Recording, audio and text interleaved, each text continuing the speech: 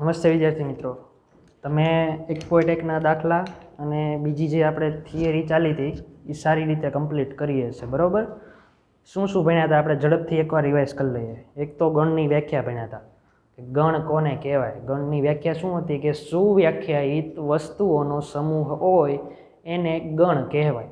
બરાબર, આટલું આપણે ભણ્યા હતા. પછી નેક્સ્ટ શું આવ્યું હતું તો કે આપણે બિલોંગ્સ ટુનો ઉપયોગ સમજ્યો હતો કે ભાઈ કોઈ પણ ઘટક છે એને મારે આ ગણમાં આવેલો છે, એટલે કે આ એક છે એ ગણ એમાં આવેલો હોય એવું કેવું હોય તો મારે શું વાપરવાનું? બિલોંગ્સ ટુ કહેવાય આને.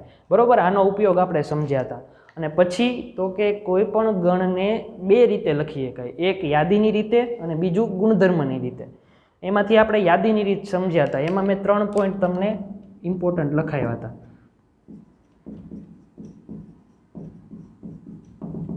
એક શું હતું તો કે એને આપણે ઘટકોની યાદી બનાવીએ છીએ. પછી બીજું તો કે એને આપણે છગડીયા કૌંસમાં લખશું. ત્રીજું શું હતું તો કે અલ્પવિરામથી છૂટા પાડવાના. અને ચોથું તો કે ક્રમનું મહત્વ નથી. બરાબર, આટલી વસ્તુ ખબર હોય એટલે આપણે કાલે યાદીની રીતે ઘણા બધા ગણને લખ્યા હતા. હું તમને એમ કહું કે અંગ્રેજી મૂળાક્ષરોમાં સ્વરનો ગણ છે એને લખો તો તમે શું લખવાના? AEIOU લખશો. બરાબર, આ જ રીતે તમારે સિમ્પલ વિચારવાનું કે ભાઈ આપણે એ પેલા ઘટકો બધા કઈ આવે ને ઘટકો વિચારવાના કે ભાઈ આ એમ કીધું મેં કે 6ના અવયવો લખો તો પેલા 6ના અવયવો તમને ખબર હોવી જોઈએ કયા કયા આવે. પછી 6ના અવયવોના બધા મળી ગયા પછી એને તમારે છગડિયા કૌંસમાં અને એક પછી એક અલ્પવિરામ કરીને લખી નાખવાના. ક્રમનું મહત્વ નથી એટલે તમે 1 2 3 6 એમ ન લખો ને કદાચ પહેલા 2 લખો ને પછી 1 લખો ને તોય ચાલે. બરાબર, એનો કોઈ અસર નહીં પડે આપણા જવાબ ઉપર. હવે આપણે આજે ગુણધર્મની રીત સમજવાની છે. યાદીની રીત આપણે કમ્પ્લીટ કરીએ અને એની ઉપરથી ઘણા બધા દાખલા પણ ગણ્યા આપણે. બરાબર, અને તમને સ્વાધ્યાયના દાખલા પણ હોમવર્કમાં આપ્યા હતા, એ તમે ગણ્યા હશે. બરાબર, એટલે તમને આઈડિયા આવી ગયો હશે કે કઈ રીતે આપણે દાખલાના ગણવાના છે. હવે ખાસ સમજજો.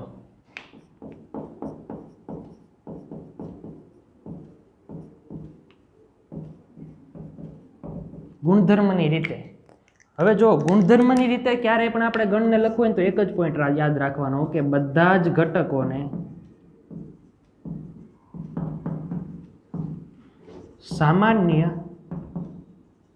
ગુણધર્મથી દર્શાવવું.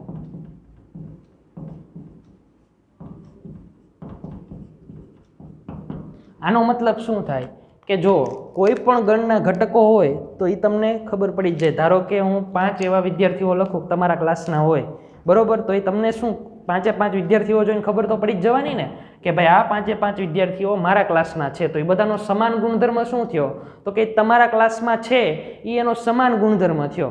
બરોબર, એ જ રીતે તમે ધારો કે કોઈ AEIOU લ્યો છો. જો આપણે એક્ઝામ્પલ લઈએ કે અહીંયા હું ગણ એવી રીતે લઉં છું કે એ બરાબર શું છે તો કે AEIO અને U. એટલે તમારે પહેલા તો બધા ઘટકો જોવાના કે આ ગણ છે એના ઘટકો કયા છે બધા તો કે AEIOU આ બધા એના ઘટકો છે. આ બધા ઘટકોમાં કંઈક ને કંઈક સામાન્ય ગુણધર્મ હશે.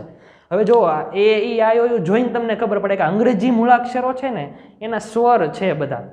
આની જગ્યાએ કદાચ મેં એવા કોઈ 5 અક્ષરો લીધા હોત કે જે સ્વર ન હોત તો તમને શું ખબર પડે કે અંગ્રેજી મૂળાક્ષરોને વ્યંજન છે. બરોબર, હવે આને મારે ગુણધર્મની રીતે લખવું હોય તો સમજજો કઈ રીતે લખું છું નહીં. પહેલું તો આપણે અહીંયા x લખી નાખવાનું કે ગણમાં x છે. હંમેશા જ્યારે પણ આપણે ગુણધર્મની રીતે લખીએ ને ત્યારે પહેલાં તો અહીંયા x લખી નાખો. એ x આપણે શું લેવાનું છે તો કે x ની કન્ડિશન પછી આપવાની કે ભાઈ x છે એ તમારા ક્લાસનો વિદ્યાર્થી છે કે અંગ્રેજી મૂળાક્ષરોમાંથી સ્વરનો ગણ છે કે પછી કોઈ પણ હોય કે 6ના અવયવો છે, પછી પ્રાકૃતિક સંખ્યાઓના વર્ગ છે, કોઈ પણ હોય. અલગ અલગ બધા એક્ઝામ્પલ જોશું પણ પહેલાં તો અહીંયા તમારે શું કરો કે x કે એ મૂકો. પછી શું કરવાનું તો કે તમારે x ની કન્ડિશન આપવાની તો કે x એ અંગ્રેજી મૂળાક્ષરોનો માંથી સ્વર છે. બરોબર, આ રીતે લખવાનું તમારે. શું કર્યું મેં તો કે પહેલાં તો a બરાબર x લખ્યો, એનો સામાન્ય ગુણધર્મ તો અહીંયા લખ્યો. હવે અહીંયા અલગ ઘણી બધી રીતે આપણે ગણ પ્રમાણે અલગ અલગ બદલાશે. ધારો કે અહીંયા તો આપણે શું હતું કે અંગ્રેજી મૂળાક્ષરોનો સ્વર જ હતો, સ્વરો હતા, એટલા માટે આપણે એનો ગુણધર્મ કેવો લખીએ, અહીંયા જે આપણને ગુણધર્મ માઇન્ડમાં આવ્યો એ લખ્યો અહીંયા. અને એ વસ્તુ યાદ રાખજો, ગુણધર્મની રીત છે ને એને તમે કોઈ પણ ગણને 2 થી 3 ઘણી બધી રીતે લખી શકો. ઘણા એવા ગણ હશે કે તમે ગુણધર્મની રીતે લખવું હોય ને તો તમે એક કરતાં વધારે રીતે લખી શકો, પણ તમને એક રીતે લખતા આવડવું જોઈએ બરોબર રીતે. તમને પહેલાં એનો ગુણધર્મ ચકાસતા આવડવું જોઈએ. ઘણા બધા ગણ કેવા હશે કે એમાં છે ને તમને એક કરતાં વધારે એના સામાન્ય ગુણધર્મ દેખાતા હોય, બરોબર. એટલે એક કરતાં વધારે સામાન્ય ગુણધર્મ હોય તો તમારે કઈ રીતે આગળ જવું એ તમારે વિચારવાનું. તમને એક કોઈ પણ સામાન્ય ગુણધર્મ જે ક્લિક થઈ જાય ટાઈમે અને એ તમે પ્રોપરલી લખી નાખો એટલે આપણે ગુણધર્મની રીતે એને બરોબર રીતે લખેલું કહેવાય, બરોબર. એટલે પહેલાં તો તમને બેઝિક આઈડિયા આવી ગયો કે કોઈ પણ ગણ આપ્યો હોય. અને જોજો કાલે આપણે જ્યારે યાદીની રીતે ગણતા હતા ને તો ત્યારે આપણને આ રીતનું કંઈક આપેલું હતું કે ભાઈ એક અંગ્રેજી મૂળાક્ષરોનો ગણ છે ને એને આપણે યાદીની રીતે લખતા હતા. જ્યારે ગુણધર્મની રીતે જવું હોય ને ત્યારે તમને જો યાદીની રીતે આપેલું છે, યાદીની રીતે આપ્યું છે ને એની ઉપરથી આપણે ગુણધર્મની રીતે જશું. એટલે આપણે એકબીજામાં સ્વિચ થયા કરશું કે ભાઈ તમને યાદીની રીતે આપ્યું હોય તો ગુણધર્મમાં જવાનું હશે, પૂછશે. ગુણધર્મમાં આપેલું છે તો યાદીની રીતે જવાનું પૂછશે. હજી આપણે બીજો એક્ઝામ્પલ જોઈએ કે ધારો કે તમને b = શું આપેલું છે તો કે 1 2 3 અને 6. હવે તમને આ જોઈને ખબર પડે, હમણાં જ આપણે વાત કરી કે 6ના બધા જ અવયવો છે, બરોબર. હવે 6ના બધા જ અવયવો લેવાના હોય તો એને ગુણધર્મની રીતે લખવા માટે શું કરવાનું, અહીંયા વિડીયો પોઝ કરીને તમારી જાતે લખવાની ટ્રાય કરજો, પછી જોજો હું લખું છું નહીં. પહેલાં તો અહીંયા આપણે એઝ ઓલવેઝ x લખી નાખવાનું, પછી આવી સાઇન કરવાની. આને શું કહેવાય કે x કે જ્યાં બોલાય આને કે x કે જ્યાં. x એ અંગ્રેજી મૂળાક્ષરમાંથી સ્વર છે, એમ અહીંયા x કે જ્યાં x એ 6નો અવયવ છે, બરોબર. એનો બધાનો સામાન્ય ગુણધર્મ આપણને ખબર પડી ગઈ કે ભાઈ એ બધા જે અહીંયા અંક આપેલા છે એ બધા 6ના અવયવો છે. સમજાણું. એટલે આ રીતે તમારે ગુણધર્મની રીતમાં જવાનું છે. એટલે ખાસ સમજીને જજો કે ભાઈ પહેલાં તો એનો ગુણધર્મ વિચારો કે ભાઈ આનો સામાન્ય ગુણધર્મ શું છે અને પછી આપણે એમાંથી એનું એક્ઝામ્પલ તરફ જશું, બરોબર. હજી આપણે લખીએ છીએ એક બે એક્ઝામ્પલ, પછી આપણે સ્વાધ્યાયના જે દાખલાઓ છે એની તરફ વધીએ.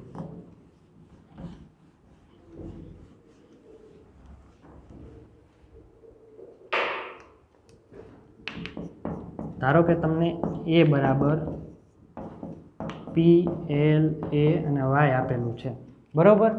હવે આ તમને યાદીની રીતે આપેલું છે એટલે આને તમે શું લખી શકો તો કે a બરાબર x કે જ્યાં x એ પ્લે શબ્દના અંગ્રેજી મૂળાક્ષરો છે.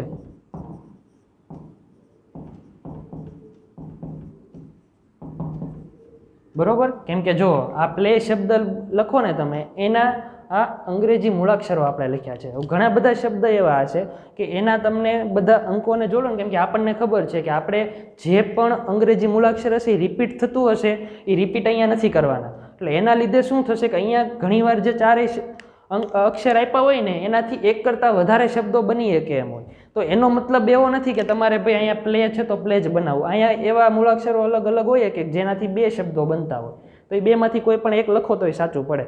મેઇન તમારે અહીંયાથી ઉલટું જાવ તો વિચારવાનું કે આના આપણે અંગ્રેજી મૂળાક્ષરો છે એનો આપણે ગણ બનાવીએ તો શું થાય તો કે p l a y આ બધા આવી જાય છે. હા આવી જાય છે, બસ તો વાત પૂરી. એટલું તમારે મેઇન યાદ રાખવાનું છે કે બધા જ ઘટકો આવી જાય. અહીંયા તમારે એવો સામાન્ય ગુણધર્મ લેવાનો કે બધા જ ઘટકો આવી જવા જોઈએ અને આની સિવાય પાછા બીજા ઘટકો ન આવવા જોઈએ. એવું નહીં કે ભાઈ આપણે અહીંયા જે શબ્દ લીધો બરોબર એ આની સિવાયના ઘટકો આવતા હોય. હવે જો આની સિવાયના ઘટકો અહીંયા આવતા હોય તો એનો મતલબ શું થયો કે આ બંનેને આપણે ઇક્વલ ન કહીએ કે સમજાણું. એ આપણે સમાન ગણ આવશે ને ત્યારે સમજશું કે ભાઈ સમાન ગણ કોને કહેવાય. આ બંને આપણે યાદીની રીતમાંથી ગુણધર્મમાં કે ગુણધર્મમાંથી યાદીમાં જઈએ, ગણ તો બે સમાન જ છે ને, આપણે લખીએ છીએ તો આના માટે જ તે. એટલે એ વસ્તુ ખાસ ધ્યાન રાખવાનું કે આના બધા જ ઘટકો આમાં આવી જવા જોઈએ. પ્લસમાં અહીંયા આપણે એવો ગુણધર્મ રાખવાનો કે બધા ઘટકો આની સિવાયના કોઈ ઘટકો ન આવવા જોઈએ. હમણાં આપણે કેમ 1 2 3 ને 6 લીધું હતું, ધારો કે અહીંયા આપણે કેમ લીધું હતું 1 2 3 અને 6, બરોબર. તો 6ના અવયવો તો છે જ તે. હવે સાથે સાથે હું એમ કહું કે 12ના અવયવો હોય છે તો આ બધા ઘટકો 12ના તો અવયવો આવે જ છે, પણ અમુક એવા ઘટકો હોય છે કે જે આમાં નથી પણ ઓલા 12ના અવયવો વાળો ગણ બનાવીશ ને તો એમાં આવશે. એટલે તમને એમ થાય કે મેં તો ભાઈ 12 અવયવો લખ્યા ને આ બધા 12 અવયવ છે જ તે, પણ એ અમુક જે ઘટકો નથી આવતા કે 12 આવશે, પછી 4 આવશે, પછી એ બધા જે ઘટકો છે ને એ આમાં નથી, પણ તમે જે ઓલો 12 અવયવો વાળો ગણ બનાવશો ને એમાં આવશે. એટલે એ રીતે તમે ન લખી શકો. એટલે એ ખાસ ધ્યાન રાખવાનું છે કે આમાંથી જેટલા ઘટકો આવતા હોય ને એ બધા આમાં હોવા જોઈએ. આની સિવાયના એક ઘટકો આમાંથી બનવા ન જોઈએ. સમજાણું એટલું? તો એટલું અહીંયા સુધી તમે છે ને 3 એક્ઝામ્પલ લખીને પ્રોપરલી નોટ લખી લેજો. આ બરોબર કે ભાઈ જે ઘટકો આમાં છે એ બધા ઘટકો આમાં હોવા જોઈએ અને આની સિવાયના ઘટકો કોઈ આમાં ન હોવા જોઈએ. બરોબર, એટલું ખાસ ધ્યાન રાખવાનું છે. હવે આપણે ટેક્સ્ટ બુકમાં સ્વાધ્યાયમાં આવી જાઓ. સ્વાધ્યાયમાં આપણે જે ગુણધર્મની રીતના દાખલા છે ને એ ગણીએ અને પછી આપણે ઉદાહરણ નંબર 1 થી શરૂ કરીને ઉદાહરણો ગણશું. બરોબર. હવે જો ટેક્સ્ટ બુક બધા પાસે આવી ગઈ હશે ને જેની પાસે નહીં હોય એમાં લાસ્ટ ટાઈમ વાત કરી હતી પ્રમાણે તમે ક્વેશ્ચન્સ બધા લખી લીધા હશે. બરોબર, એટલે જો તમે ક્વેશ્ચન નંબર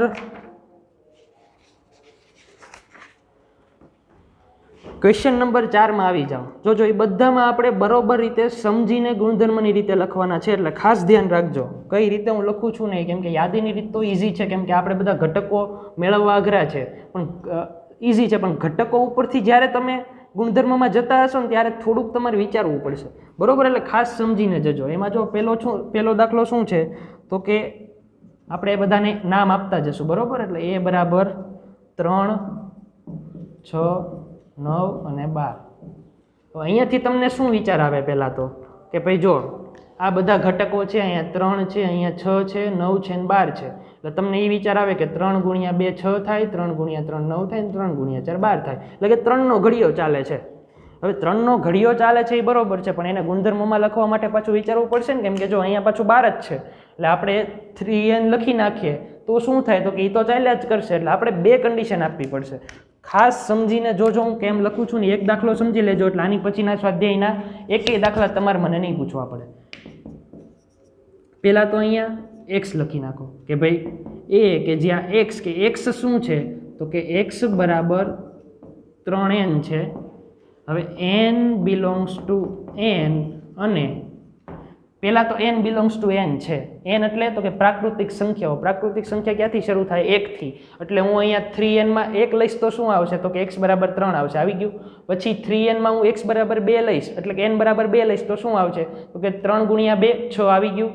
પછી n બરાબર 3 લઈશ તો શું આવશે 3 તેરી 9 અને n બરાબર 4 લઈશ તો શું આવશે કે 12 આવશે. એટલે પેલું તો આપણે આ જે n બિલોંગ્સ ટુ n તો લખવું જ પડે. એનું રીઝન છે કે જો તમે આ નહીં લખો એનો મતલબ કે આ કિંમત છે એ ગમે એ હોય કે વાસ્તવિક સંખ્યામાં હોય અને n બરાબર 0.1 આવે તો 0.1 અહીંયા લઈએ તો શું થઈ જાય 0.3 થાય. પણ આપણે તો અહીંયા કયા આવે છે 3, 6, 9 ને 12. એટલે પેલા n છે એ n માં તો હોવો જ જોઈએ કે સ્મોલ n કેપિટલ n એટલે પ્રાકૃતિક સંખ્યામાં હોવો જોઈએ. સાથે સાથે n ની કિંમત ક્યાં સુધી આવી જોઈએ 1, 2, 3 અને 4. 4 આપણે લઈએ કે એનાથી બીજું કંઈ આપણે લેવાનું નથી. એટલે અહીંયા સાથે શું લખવાનું કે n બરાબર 1, 2, 3 અને 4. હવે આ વસ્તુ તમે અહીંયા આ રીતે લખતા હોય ને કે ભાઈ 1, 2, 3 ને 4 તો તમે આ વસ્તુ ન લખો ને તો ચાલે. કેમ કે તમે સ્પેસિફિક કરી જ દીધું છે કે n બરાબર 1, 2, 3 ને 4 છે. પણ આને હજી આપણે બીજી રીતે લખીએ જોજો.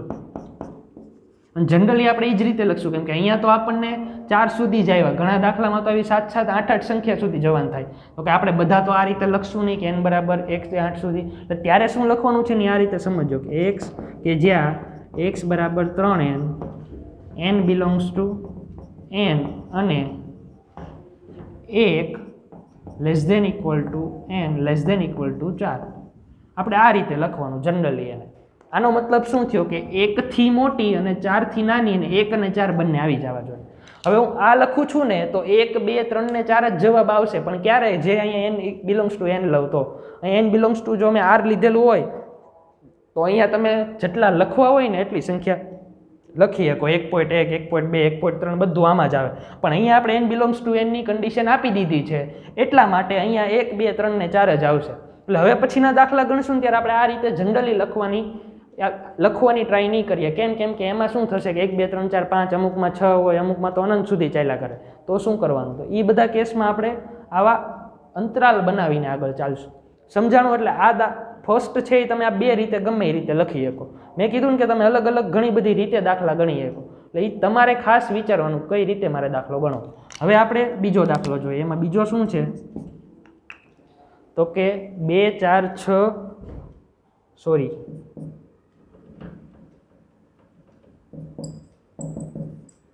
2 4 પછી 8 16 અને 32 બરોબર. 2 4 8 16 અને 32 છે. હવે પહેલાં તો વિચાર કરો કે આનો સમાન ગુણધર્મ કાંઈ તમને દેખાય છે? અહીંયા તો આપણે કેમ હતું, 3નો ઘડિયો આગળ જેમ જતા તેમ ચાલતો હતો, એટલે અહીંયા આપણે 3n લીધું બરોબર. કેમ કે nની કિંમત 1 2 3 4 મૂકતા જશું એમ આપણને 3 6 9 ને 12 મળી જશે. પણ અહીંયા તો શું છે કે 2 પહેલાં તમને એમ થાય કે 2 દુ 4 એટલે કે આમાંય તે એવી રીતે ચાલશે, પણ અહીંયા 2 દુ 4 2 તેરી 6 આવવા જોઈએ, પણ 6 નથી આવ્યા. શું આવ્યા? 8 આવી ગયા. એટલે એ રીતે પણ નથી આવતું. હવે તમે શાંતિથી વિચારશો ને તો ખબર પડશે. 2ની 1 ઘાત એટલે કેટલા થાય? 2. 2નો વર્ગ કેટલો થાય? 4. 2ની 3 ઘાત કેટલી થાય? 8. 2ની 4 ઘાત 16 અને 2ની 5 ઘાત 32. એટલે સામાન્ય ગુણધર્મ શું દેખાડો કે આ બધા છે ને એ 2ની ઘાતમાં એક એક એક એક વધતા જાય છે બરોબર. એટલે આનો આપણે જ્યારે આન્સર લખવો હોય ત્યારે કઈ રીતે લખશું તો કે b થી શરૂ કરવાનું. x કે જ્યાં x બરાબર શું છે? 2ની n ઘાત છે.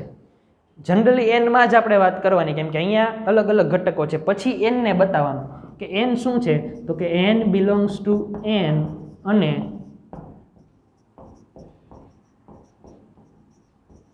બરોબર 1 થી 5 સુધીના બધા ઘટકો છે. પણ આ વસ્તુ કમ્પલસરી લખવી પડશે. એનું રીઝન છે કે જો આપણે અહીંયા અંતરાલમાં આ ન લખ્યું હોય ને તો આગળ વાત કરીએ એમ કે 1.2 1.5 બધા જ લઈ શકીએ, પણ અહીંયા આપણે n બિલોંગ્સ ટુ n એટલે કે પ્રાકૃતિક સંખ્યામાં લઈ લીધું. એનો મતલબ કે અહીંયા 1 2 3 4 5 જ આવશે. સમજાણું એટલું કઈ રીતે કર્યું એટલે ખાસ આ સમજજો. હજી તમે આમાં આ રીતે લખી શકો કે n બરાબર 1 2 3 4 5 બરોબર, પણ એ રીતે આપણે લખો તો કોઈ ખોટું નથી, પણ આ રીતે લખવાનું પ્રિફર કરવાનું બરોબર, જેથી અહીંયા અલગ અલગ સંખ્યાઓ વધે ને તો કાંઈ વાંધો ન આવે બરોબર. બાકી આ રીતે લખશો ને તો 100% સાચું છે, એમાં એક માર્કે કોઈ કાપી ન શકે બરોબર. એટલે તમને જે ટાઈમે યાદ આવે એ રીતે તમારે લખવાનું રહે. હવે એમાં જો આગળ ત્રીજો દાખલો આ છે ને, તમે વિડીયો 2 મિનિટ પોઝ કરીને લખી લેજો બરોબર. હવે ત્રીજા દાખલામાં આપણે એમાં આગળ વધીએ.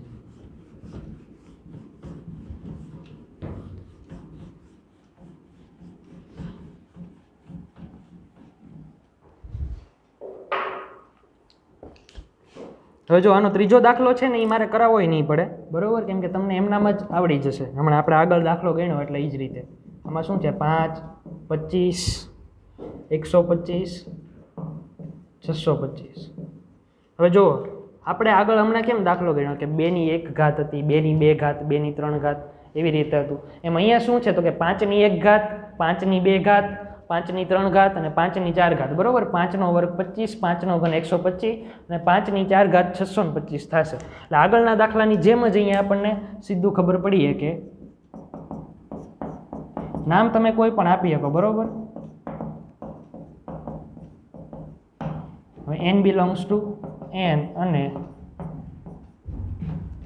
n ની સંખ્યા આપણે 1 2 3 ને 4 સુધી લેવાની છે, એટલે કે 1 n અને 4 બરોબર. અહીંયા જે સંખ્યા કદાચ વધઘટ થાય એ પ્રમાણે તમારે અહીંયા n ની સંખ્યા બદલાવતી રહેવાની બરોબર.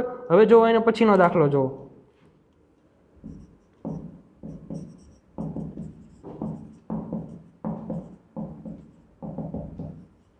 બે 4 6 અને 8 આ રીતે ચાલ્યા કરે છે બરોબર. હવે આ જોઈને તમને ખબર પડે કે આમાં તો જો અત્યાર સુધી જ શું હતું કે આપણને ખબર પડી જતી હતી 4 જ સંખ્યા છે.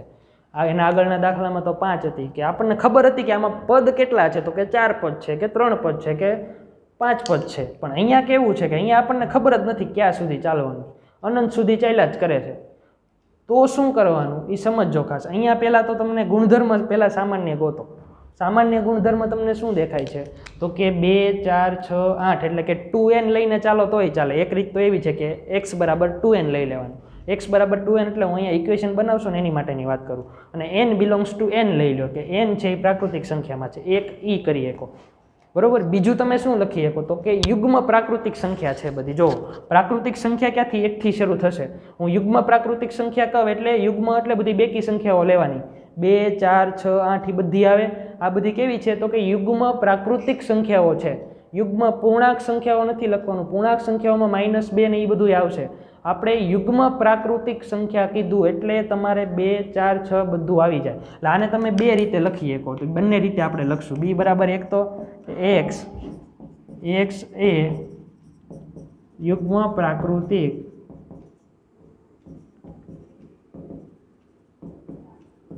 સંખ્યા છે, બરોબર.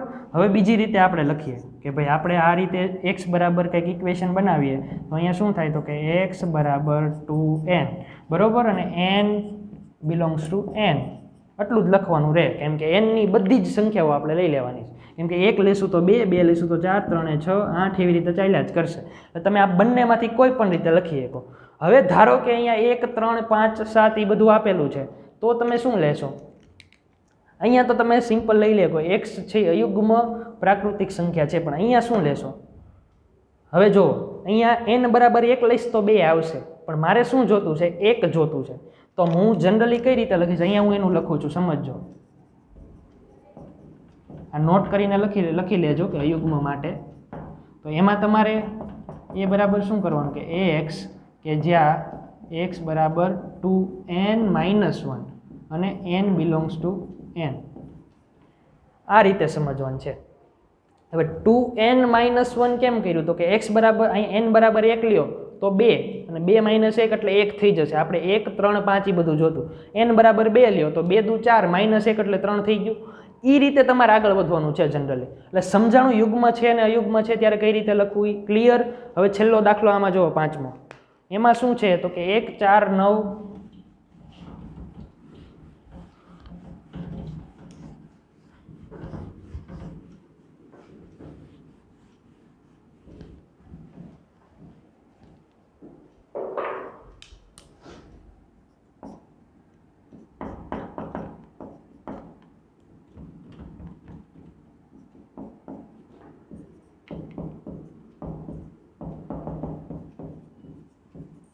આવું તમને આપેલું છે. આ જોઈને તમને આઈડિયા આવવો જોઈએ કે શું છે આ. 1 થી ચાલુ થાય છે, પછી બીજો ઘટક 4 છે, ત્રીજો ઘટક 9 છે, ક્યાં સુધી તો કે 100 સુધી જવાનું છે. હવે પહેલાં તો સામાન્ય ગુણધર્મ કંઈક દેખાવો જોઈએ. આમાં સામાન્ય ગુણધર્મ તમને શું દેખાય તો કે 1નો વર્ગ 1, 2નો વર્ગ 4, 3નો વર્ગ 9, 10ના વર્ગ સુધી જવાનું છે, બરોબર. એટલે આને આપણે કઈ રીતે લખશું તો કે capital A equal to ax કે જ્યાં x equal to n square. હવે n ની કન્ડિશન આપણે આપવાની છે તો કે n બિલોંગ્સ ટુ n અને n આપણે ક્યાંથી ક્યાં લેવાની છે તો કે 1 થી 10. મેં હમણાં શું કીધું કે જો અહીંયા 10 આવ્યું તો આપણે n બરાબર 1 2 3 4 5 એમ 10 સુધી થોડુંક અહીંયા લખશું, બરોબર. આ તો અહીંયા 100 જ આવ્યું, અહીંયા કદાચ તમને હજી 20ના વર્ગ સુધી આપી શકે, 20નો વર્ગ 400 છે તો અહીંયા કદાચ 400 સુધી આપી શકે. તો તમે 1 થી 20 થોડા લખવાના છો, તો ત્યારે આપણે આ જ રીતે જવું પડે કે ભાઈ n બિલોંગ્સ ટુ n. આ તો કન્ડિશન લખવાની જ તે ક્યારે કે અહીંયા તમને બધી પ્રાકૃતિક સંખ્યાઓ લઈને તમે કામ ચાલતું હોય ને ત્યારે. વાસ્તવિક સંખ્યા હોય તો અહીંયા તમે n બિલોંગ્સ ટુ r કે એવું લખવાનું. પણ મેં શું કીધું હતું કે બિલોંગ્સ ટુ છે ને એ આપણે છેલ્લે સુધી આપણી શું કહેવાય આપણો સાથ મૂકવાનો નથી. n બિલોંગ્સ ટુ n લીધું એટલે કે બિલોંગ્સ ટુનો મતલબ એવો થાય કે n છે એ nમાંથી લેવાનું છે. આપણે કાલે આપણે આનો મતલબ સમજ્યા હતા. બિલોંગ્સ ટુ એટલે તો કે n છે એ આપણે પ્રાકૃતિક સંખ્યાઓમાંથી લેવાની છે. એક કન્ડિશન એ થઈ કે પ્રાકૃતિક સંખ્યામાંથી લેવાની. બીજી કન્ડિશન શું થઈ તો કે n છે 1 અને 10 ની વચ્ચે 1 અને 10 આવી જાય એ રીતે છે. હવે 1 થી લઈને 10 સુધીમાં પ્રાકૃતિક સંખ્યા કેટલી થાય તો કે 1 2 3 4 5 6 7 8 9 10 ની બધાના વર્ગ કરો એટલે શું મળી જાય તો કે 1 4 9 25 એ રીતે આગળ 16 25 એ રીતે ચાલ્યા કરશે. 4નો વર્ગ 5નો વર્ગ 6નો વર્ગ, બરોબર. એટલે આ રીતે બધા ગુણધર્મના સમ આપણે કમ્પ્લીટ થયા. હવે આપણે ઉદાહરણ નંબર 1 થી શરૂ કરીએ, બરોબર. હવે ઉદાહરણના દાખલા તો વાંધો નહીં આવે, થઈ જશે. હવે મેઇન આપણે જે ટોપિક સમજવાના હતા એ અત્યારે આ 1.1 સુધીના કમ્પ્લીટ થઈ ગયા છે. હવે ખાલી આપણે દાખલા જ બધા ગણવાના બાકી છે, બરોબર. એટલે દાખલા આપણે એક પછી એક હવે કમ્પ્લીટ કરીએ.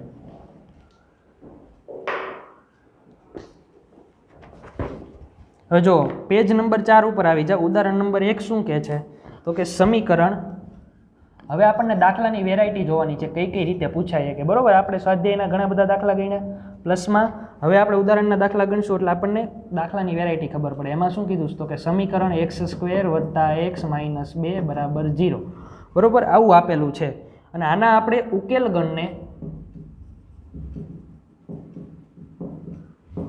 યાદીની રીતે લખવાનું છે. હવે પહેલાં તો આનો ઉકેલ ગણ મેળવવા માટે આપણને ખબર છે કઈ રીતે મળે તો કે ગુણાકાર આનો 2 થવો જોઈએ અને બાદબાકી 1 થવી જોઈએ. આ વસ્તુ આપણે આગળ ભણી ગયા બરાબર કે આવા સમીકરણો આપણે સોલ્વ કઈ રીતે કરશું તો કે એનો ગુણાકાર આ જે છેલ્લો ઘટક હોય એ ગુણાકાર થવો જોઈએ અને અહીંયા બાદબાકી છે એટલે બાદબાકી 1 થવી જોઈએ. તો 2 ગુણ્યા 1 કરીએ ને તો એવું થાય કે 2 ગુણ્યા 1 એટલે 2 થયું અને 2 માઇનસ 1 એટલે +1 થઈ જશે. એટલે આના ભાગ કઈ રીતે પડશે તો કે x² + 2x - x - 2. આ વસ્તુ તમને આવડવી જોઈએ બરાબર. ધોરણ 10ની છે છતાં જે નથી આવડતી એ બને એટલી જલ્દી આ સમજી લેજો. તો અહીંયા શું ભાઈ x કોમન કાઢીએ એટલે x + 2 - 1 એટલે x + 2 = 0.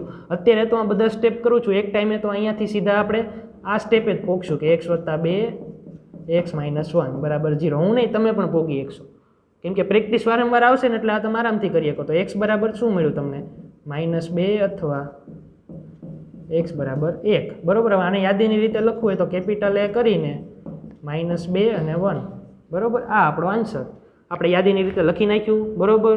હવે યાદીની રીતે આ આપણને આપ્યું છે ગુણધર્મની રીતે જ તે ખરેખર તમે સમજો ને તો કે ભાઈ આ એનો સામાન્ય ગુણધર્મ છે કે આનો ઉકેલ ગણ. એના ઉકેલ ગણમાં કોણ આવે -2 અને 1 આવશે. સમજાણું. ઉદાહરણ નંબર 2 જો એમાં તમને ઉદાહરણ નંબર 2 માં શું આપેલું છે તો કે x² છે એ 40થી ઓછો હોવો જોઈએ. x² 40થી ઓછો શેમાં આવે 1નો વર્ગ કરવા મળવાના બરાબર બધાના કે ભાઈ ઉદાહરણ નંબર 2 ગણીએ તો કન્ડિશન શું છે તો કે x એ ધન પૂર્ણાંક છે. ક્વેશ્ચન તમે વાંચજો તમારી પાસે હશે. x એ ધન પૂર્ણાંક સંખ્યા છે એટલે કે પૂર્ણાંક સંખ્યા આપેલી છે. સમજજો અહીંયા છે ને પૂર્ણાંક સંખ્યા છે એટલે તમારે પ્લસ બધી લેવાની થાય. અને બીજી તમને શું કન્ડિશન આપી છે કે x² < 40 છે એટલે કે 40 કરતાં ઓછો છે. અહીંયા તમને ખાલી પૂર્ણાંક સંખ્યા આપ્યું હોત ને અહીંયા શું આપ્યું છે ધન પૂર્ણાંક સંખ્યા આપ્યું છે. ધન પૂર્ણાંકનો મિનિંગ આપણે કાલ સમજ્યા હતા કે બધી પૂર્ણાંક સંખ્યાઓ પણ ધન સંખ્યાઓ લેવાની. અહીંયા તમને ધન પૂર્ણાંક છે એટલે આપણે ધન જ લેવાની થાય. ખાલી પૂર્ણાંક સંખ્યા આપ્યું હોય ને તો આપણે માઇનસ સંખ્યા લેવી પડે કે -2² + 4 થાય અને એ 40 કરતાં તો ઓછો જ છે બરાબર. એટલે એ ખાસ ધ્યાન રાખજો. શબ્દો ઉપર બહુ ધ્યાન આપવાનું.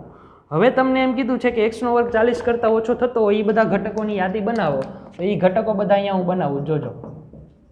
1નો વર્ગ 1 થાય એટલે આવે, 2નો વર્ગ 4 થાય એટલે લેવાનો, 3નો વર્ગ 9 થાય, 4નો 16, 5નો 25, 6નો 36, 7નો 42, 40 કરતાં વધી ગયું એટલે અહીંયા આપણો આન્સર પૂરો.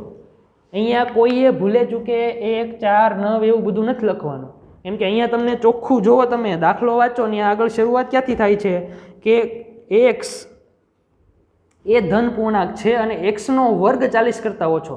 એટલે તમારે અહીંયા તો x જ લેવાનું છે પણ આનો વર્ગ કરો ને 40 કરતાં ઓછા આવે ને એવા બધા x લેવાના છે બરોબર. એટલે ખાસ સમજજો અહીંયા.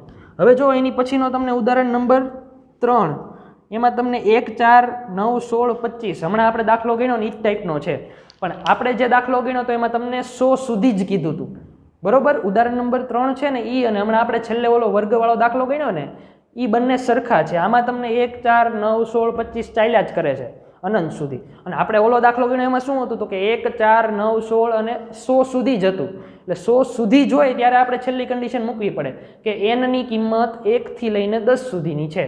પણ અહીંયા તો આપણે n ની કિંમત n માંથી બધી લેવાની જ છે કેમ કે અનંત આપેલું છે એટલે છેલ્લું જે આપણે હમણાં દાખલો ગણ્યો એમાંથી ખાલી ઓલું 1 થી લઈને 10 સુધીનું હતું ને એ પદ આખું કાઢી નાખવાનું. એ તમારો આન્સર.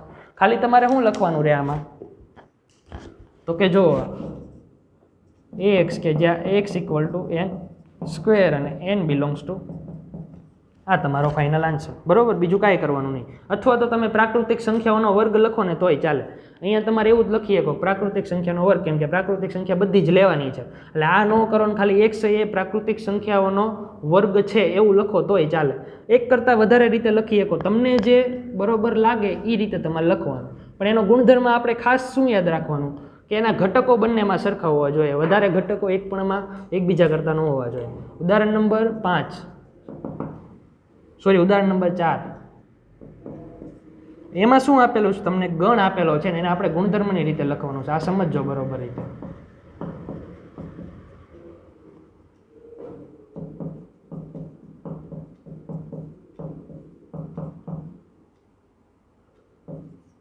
આને ગુણધર્મની રીતે લખવાનું છે. હવે તમને આનો સામાન્ય ગુણધર્મ કાંઈક દેખાવો જોઈએ કે આમાં સામાન્ય ગુણધર્મ શું છે હવે જો અહીંયા 1/2 છે, અહીંયા 2/3 છે, 3/4 એટલે તમે 1 2 પદ જોવો ને એટલે ખબર પડે કે અંશ છે ને એની કરતાં છેદ 1 વધારે છે, અંશ કરતાં છેદ અહીંયા પણ 1 વધારે છે, અહીંયા પણ 1 વધુ, અહીંયા પણ 1 વધુ, બધી જગ્યાએ અંશ જે છે ને એના કરતાં છેદ 1 વધારે છે.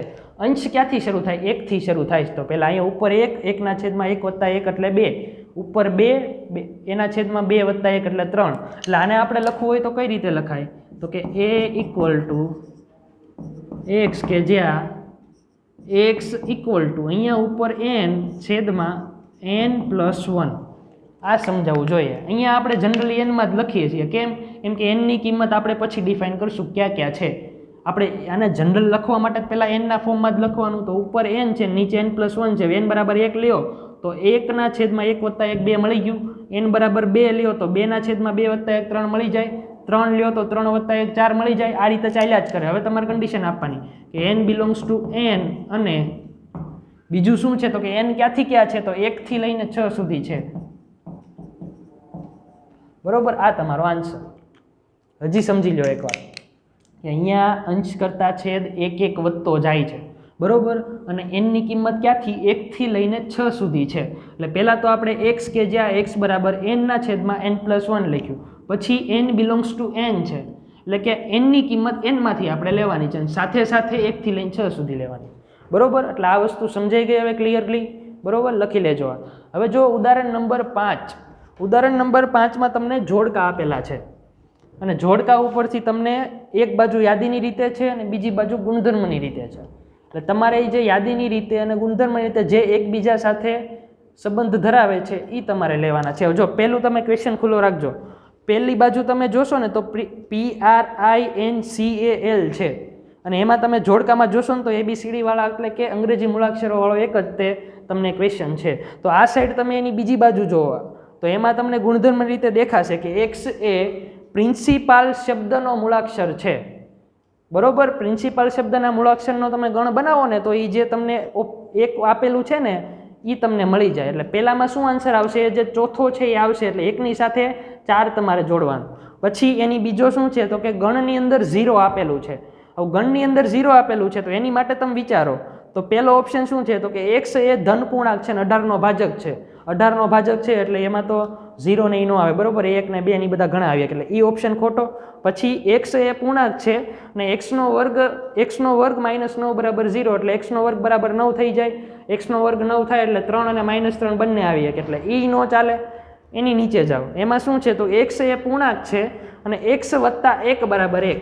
હવે અહીંયા તમને શું આપેલું છે કે x + 1 = 1 એટલે x બરાબર શું થયું? 0 થયું. એટલે આ રીતે તમને એનો આન્સર મળે કે ભાઈ C છે ને જે ત્રીજું એ છે ને એ 0નો આન્સર થશે. એની પછી 1 2 3 6 9 18 આ બધા 18ના ભાજક છે, અને 3 અને -3 આપણે હમણાં જોયું એમ કે x² = 9 લઈએ, x² - 9 = 0 છે. એટલે ત્યાં આપણે શું કરવાનું રહે તો કે અહીં x² - 9 = 0 આપ્યું છે તો x બરાબર શું થાય? x² = 9, અને x બરાબર શું થાય કે ±3. બરોબર, કેમ કે પ્લસ ને માઇનસ બંનેનો વર્ગ શું થશે? 9 થશે. એટલે અહીંયા તમને ક્લિયર થઈ ગયું, સમજાણું. એટલે એ જોડકા તમારી ઇઝીલી તમે જોડી શકશો. આપણે ગુણધર્મની અને યાદીની રીત સમજી લીધું એટલા માટે. હવે જો આવો એવો જ તે એક સેમ ક્વેશ્ચન છે ને 1.1માં છઠ્ઠો છે. જો એ છઠ્ઠા ઉપર આવી જાય, એ રીતે જોડકા જોડો ઉપરનો જ છે. હવે એમાં શું કીધેલું છે કે પેલું 1 2 3 અને 6, બીજું 2,3, ત્રીજું MATHEICS, એટલે આમાં પણ ABCD વાળો એક જ છે ને એમાં શું આવશે તો કે મેથેમેટિક શબ્દનો મૂળાક્ષર છે. એટલે એ તો ABCD વાળો તો એની સાથે જોડાઈ ગયો. પછી આ સાઈડ હવે યાદીની ઓલા ગુણધર્મની રીતે આવી જાવ કે x એ અવિભાજ્ય છે અને 6નો અવયવ છે. પહેલાં તો 6ના અવયવ કયા કયા મળે? 1 2 3 અને 6. હમણાં આપણે થોડીક વાર પહેલાં જ મેળવ્યા કે 6ના અવયવ 1 2 3 અને 6 છે. એમાંથી અવિભાજ્ય કયા કયા છે? 2 અને 3. હવે 2 અને 3 સામેની સાઈડ જે હોય એ તમારો આન્સર જુઓ. બીજો છે એ 2,3 છે. એની પછી આવી જાવ કે 10 કરતાં નાની અયુગ્મ પ્રાકૃતિક સંખ્યા છે. 10 કરતાં નાની અયુગ્મ પ્રાકૃતિક સંખ્યા કઈ કઈ આવે તો કે 1 3 5 7 અને 9. આ સાઈડ જુઓ તમને ચોથું છે ને 1 3 5 7 9 આપેલું છે એટલે એનો આન્સર ઈ થશે. અને ત્રીજું શું છે તો કે પ્રાકૃતિક સંખ્યા છે ને 6નો અવયવ છે. પ્રાકૃતિક સંખ્યા 6નો અવયવ હમણાં જોયું મેં 1 2 3 ને 6. બરોબર, એટલે એ તમે આરામથી ગણી શકો. હવે 5મા દાખલામાં આવી જાઓ. બરોબર, એ આપણે યાદીની રીતે લખવાના છે. ઝડપથી બધા જોઈ લઈએ એટલે આપણે સ્વાધ્યાય કમ્પ્લીટ થઈ શકે. બરોબર, એ કાલે આપણે ગણ્યા એ જ ટાઈપના દાખલા છે કે બધાને આપણે યાદીની રીતે લખવાનું છે. ક્વેશ્ચન્સ બધા ખુલ્લા રાખજો સાથે. હું અહીંયા આન્સર જ લખવાનો છું ખાલી, બરોબર. ક્વેશ્ચન તમારે ટેક્સ્ટ બુકમાંથી જોવાના છે. હવે જો ફર્સ્ટ ક્વેશ્ચન શું છે તો કે એક્સ એ અયુગ્મ પ્રાકૃતિક સંખ્યા છે. પાંચમા દાખલાની વાત કરું છું, સ્વાધ્યાય 1.1નો પાંચમો ક્વેશ્ચન, અને એમાં તમને યાદીની રીતે ગણવાના અમુક દાખલાઓ આપેલા છે. હવે જો એમાં ફર્સ્ટ શું છે તો કે એક્સ એ અયુગ્મ પ્રાકૃતિક સંખ્યા છે, એટલે આ તો મારે લખાવવાની જરૂર ન પડવી જોઈએ. અયુગ્મ કીધું અને પ્રાકૃતિક કીધું. અયુગ્મ પ્રાકૃતિક ક્યાંથી શરૂ થાય? 1 થી. એટલે પહેલાનો આન્સર શું થાય? 1 3 5 7 9 ક્યાં સુધી? તો કે અનંત સુધી. ટપકા ટપકા ટપકા મૂકી દેવા, બરોબર. આ બધી અયુગ્મ પ્રાકૃતિક સંખ્યાઓ છે. હવે બીજો દાખલો સમજજો કે એક્સ એ પૂર્ણાંક સંખ્યા છે.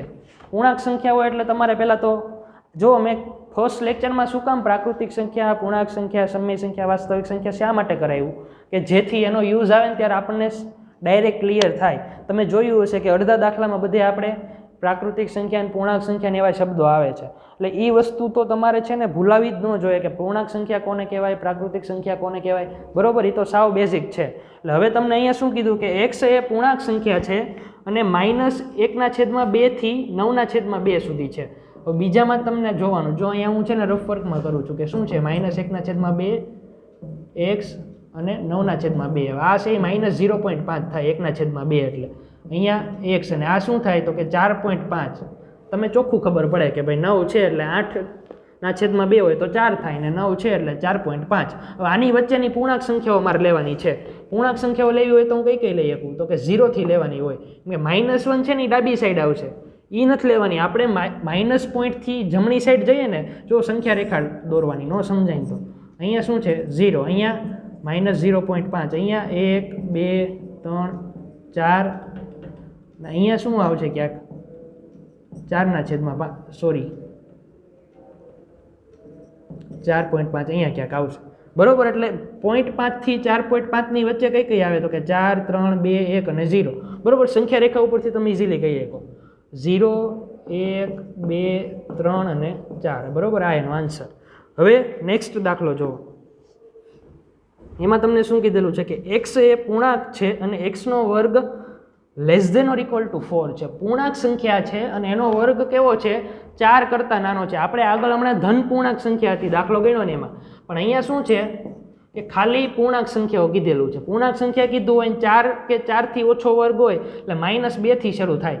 -3 નો વર્ગ તો -9 +9 થઈ જાય. -3 નો વર્ગ -3 લેશું તો એ 4 કરતાં વધી જશે, પણ આપણે 4 કે 4 થી ઓછી લેવાની એટલે -2 થી શરૂ થાય. -1 નો વર્ગ 1, 0 નો વર્ગ 0, 1 નો વર્ગ 1, 2 નો વર્ગ 4, 3 નો વર્ગ નહીં લઈએ કે એટલે અહીંયા આપણો ક્વેશ્ચન પૂરો, બરોબર. સમજાણું? હવે એમાં ચોથો જોવો.